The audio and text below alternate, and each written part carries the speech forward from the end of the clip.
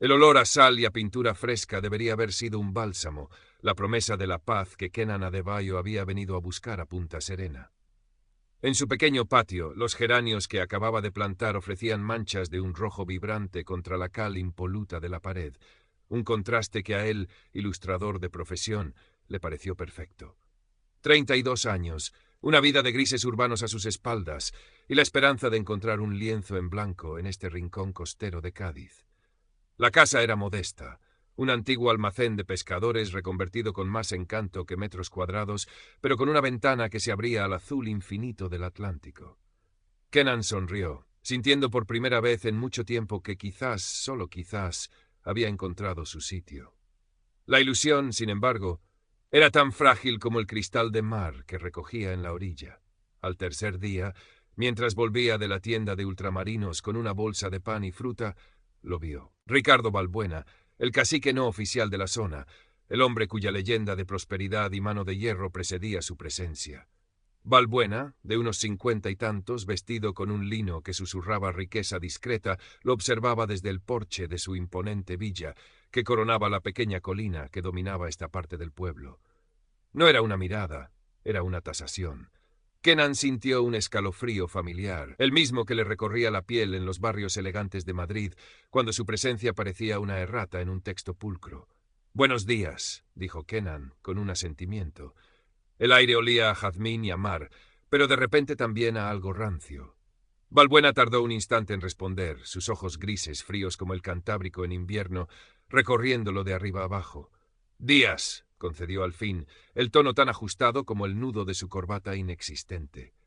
«Nuevo por aquí, ¿verdad? Punta Serena es selecta. Nos gusta mantenerla así». El mensaje envuelto en seda golpeó con la dureza del acero. Kenan forzó una sonrisa. «Solo busco tranquilidad y un lugar para trabajar. El pueblo es precioso». «Lo es», asintió Balbuena, girándose para contemplar su propio jardín, un tapiz de verdor y flores exóticas que contrastaba con la humilde bugambilla de Kenan. «Y queremos que siga siéndolo. La armonía es fundamental. Cualquier disonancia puede afectar al conjunto». Disonancia. La palabra quedó flotando en el aire, cargada. Kenan comprendió. Él era la disonancia. Su piel oscura, su nombre extranjero, su misma existencia en aquel enclave que Balbuena consideraba su feudo personal. Los días siguientes transcurrieron bajo una capa de normalidad tensa. En la panadería, la mujer que antes le había sonreído ahora apenas le miraba a los ojos. En el pequeño mercado, el pescadero le despachó el bonito con una prisa inusual. Pequeños gestos, casi imperceptibles, pero que juntos tejían una red de exclusión sutil. Kenan intentó ignorarlo, concentrarse en sus ilustraciones, en el sonido de las olas, en el aroma de los pinos cercanos. Pero la sombra de Balbuena era larga. Una mañana encontró una nota cuidadosamente doblada bajo su puerta, sin remitente.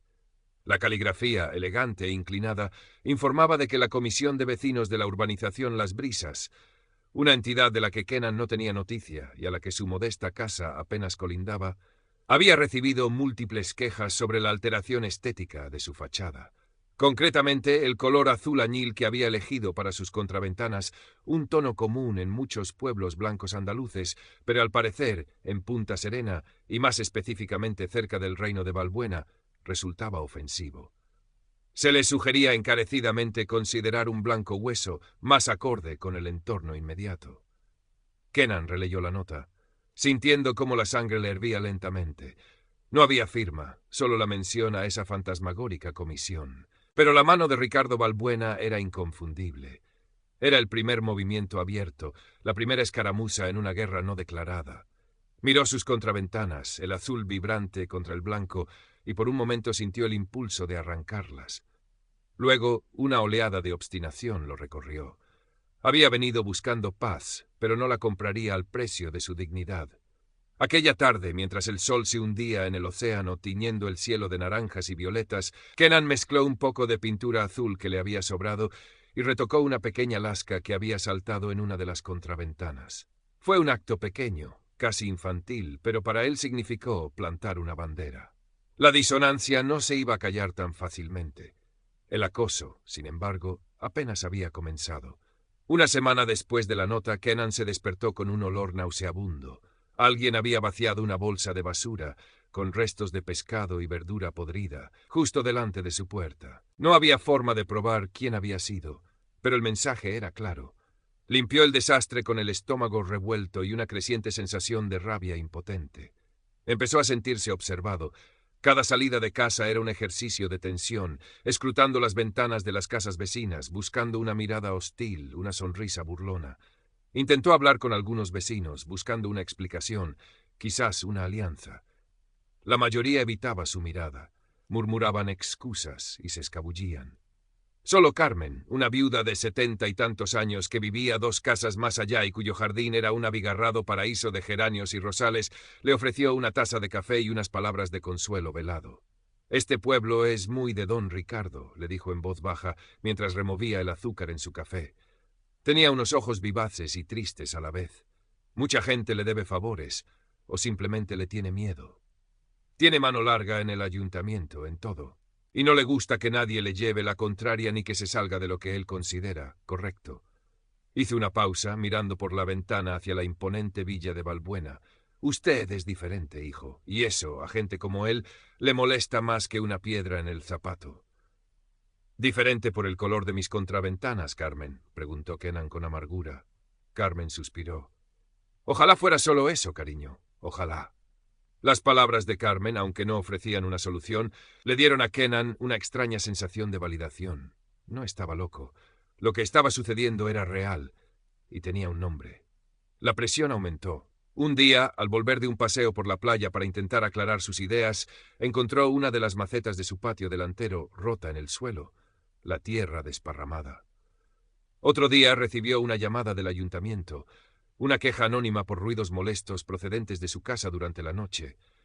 Kenan apenas ponía música, y siempre a un volumen bajo. Era absurdo, pero sabía que cada una de estas pequeñas agresiones era una gota más en el vaso de su paciencia. Comenzó a perder el sueño. Las ilustraciones que antes fluían con facilidad, ahora se atascaban. Los colores vibrantes que amaba se volvían turbios en sus bocetos. Se sentía atrapado, como si las paredes blancas y luminosas de Punta Serena se estuvieran cerrando sobre él. La idea de marcharse, de volver a la impersonalidad protectora de la ciudad, se hizo más fuerte. Valía la pena luchar por un lugar que tan claramente no lo quería. Una tarde, revisando sus correos, encontró un mensaje de su madre desde Lagos. Le contaba cosas de la familia, de sus sobrinos, de la lluvia torrencial que había caído. Y al final, como si supiera lo que estaba pasando, había añadido un proverbio yoruba: «Cuando la araña teje su tela para atraparte, debes encontrar la manera de convertirte en viento». Kenan cerró el ordenador. La araña. Ricardo Valbuena. Su tela era invisible, tejida con miedo, influencia y prejuicios. Pero el viento, ¿cómo se convertía uno en viento? La respuesta le llegó de forma inesperada. Estaba sentado en la pequeña plaza del pueblo, intentando dibujar, cuando escuchó la voz untuosa de Valbuena. Estaba con un grupo de hombres, riendo, gesticulando. En un momento dado, Valbuena señaló con disimulo hacia Kenan y dijo algo en voz baja. Los otros rieron. Uno de ellos, un joven llamado Mateo, que trabajaba a tiempo parcial en el chiringuito de la playa y que a veces había cruzado miradas con Kenan, también sonrió, aunque de forma incómoda. Fue la sonrisa de Mateo, fugaz y culpable, lo que encendió algo en Kenan. No era solo Valbuena, era la pasividad, la complicidad tácita de los demás, y de repente el cansancio se transformó en una fría determinación. No se iría, no les daría esa satisfacción.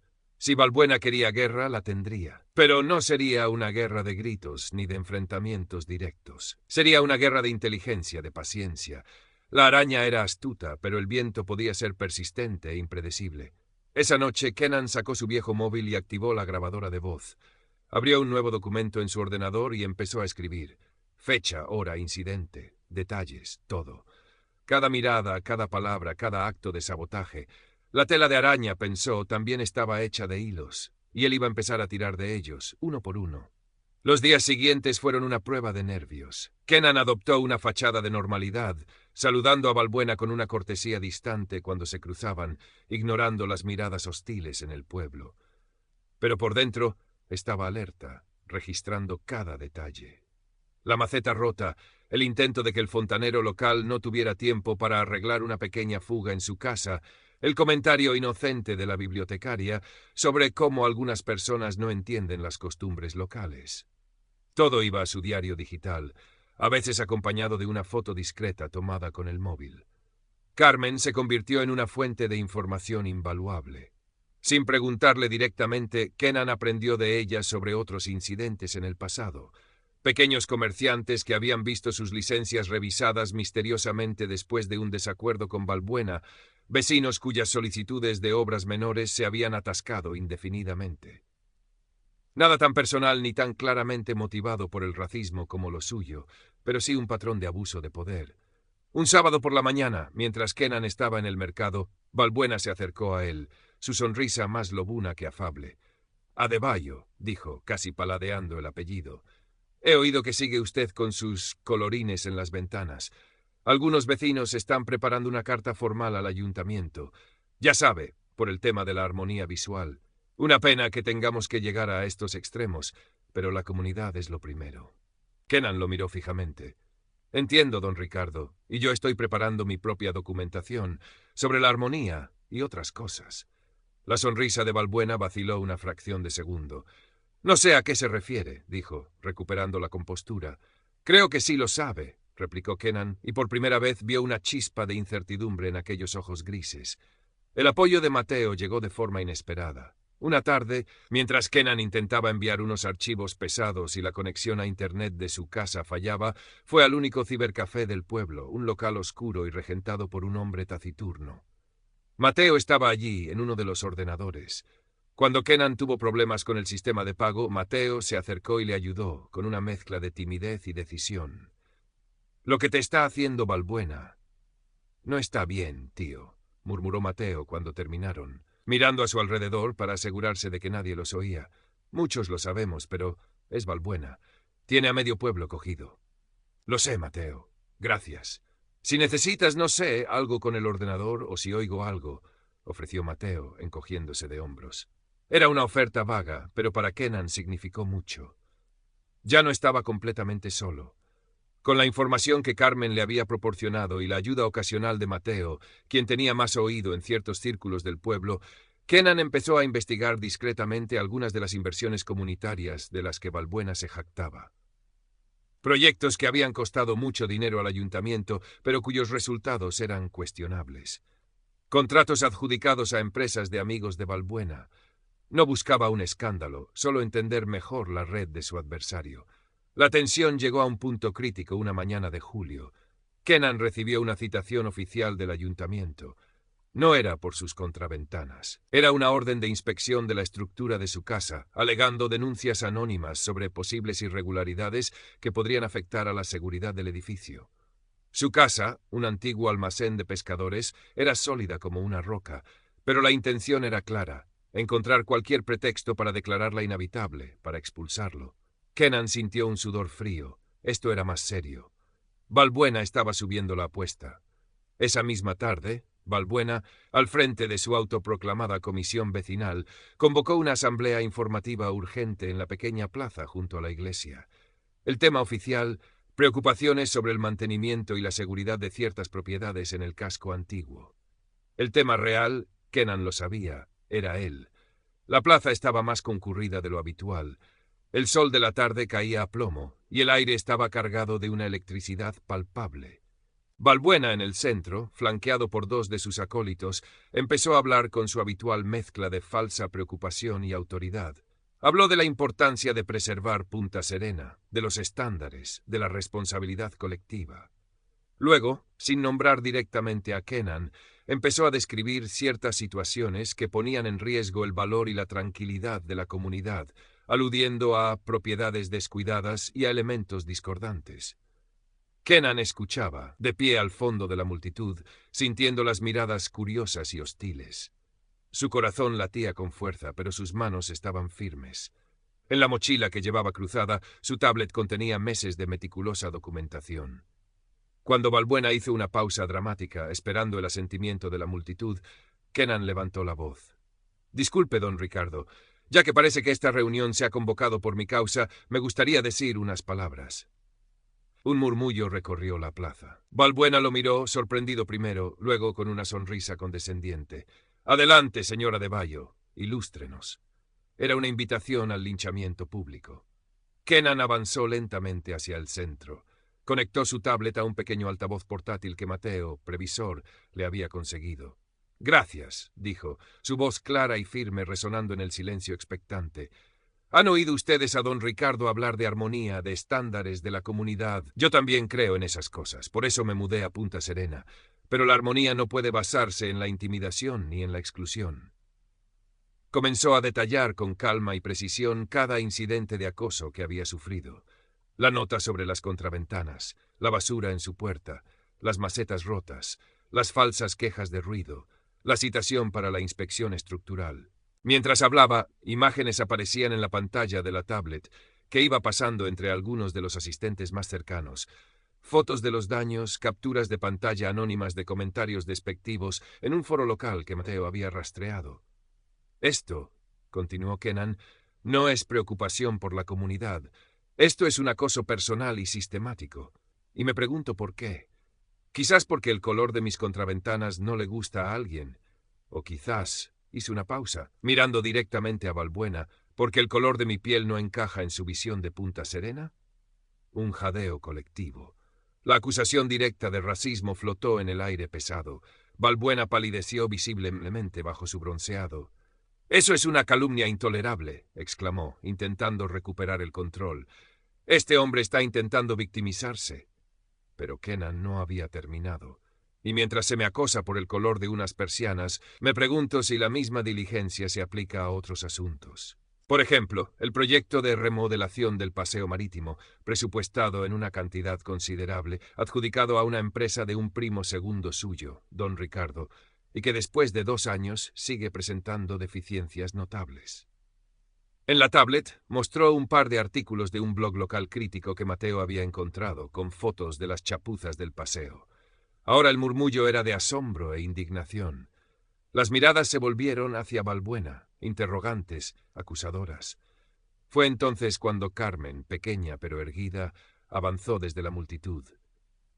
«Lo que dice Kenan no me extraña», su voz, que temblorosa al principio, se hizo más fuerte. «Don Ricardo lleva años manejando este pueblo como si fuera su cortijo particular. A muchos nos ha callado con favores o con miedo. A mí me amenazó con problemas con la licencia de mi puesto de flores en el mercado cuando me quejé por la subida de tasas que él mismo impulsó».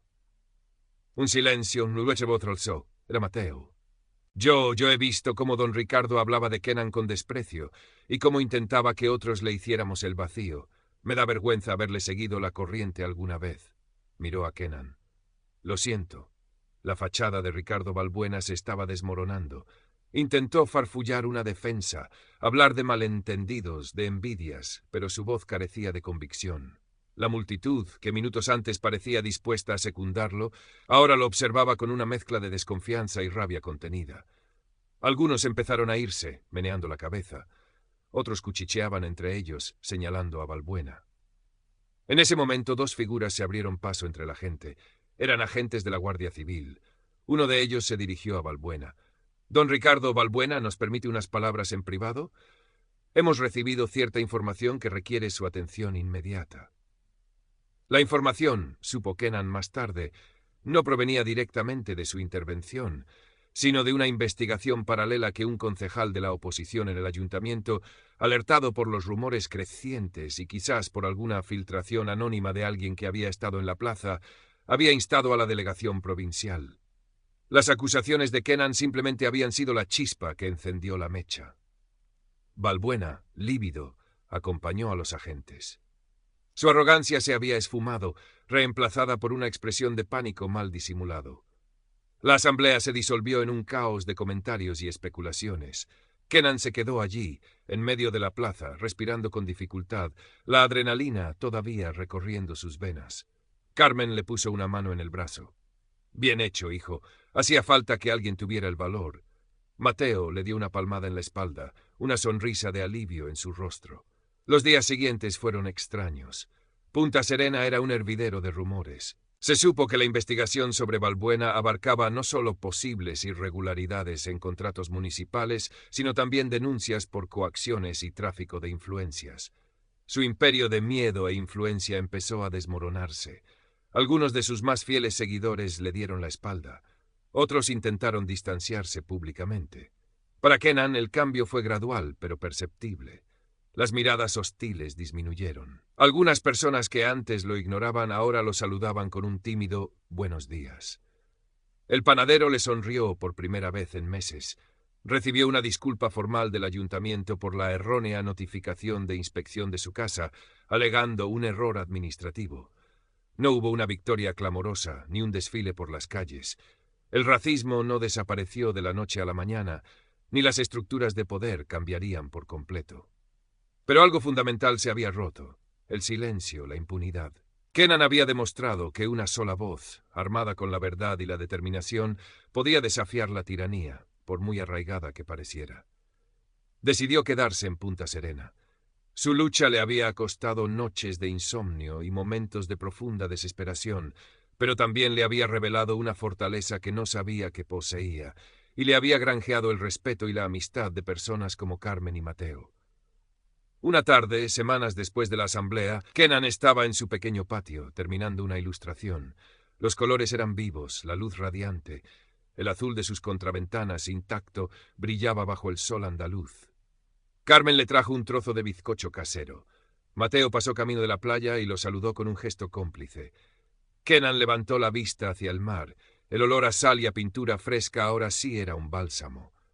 La paz que sentía no era la paz ingenua que había buscado al llegar, sino una paz más profunda, más consciente, forjada en la adversidad. Sabía que siempre habría arañas tejiendo sus telas, pero también sabía que a veces uno podía encontrar la fuerza para convertirse en viento.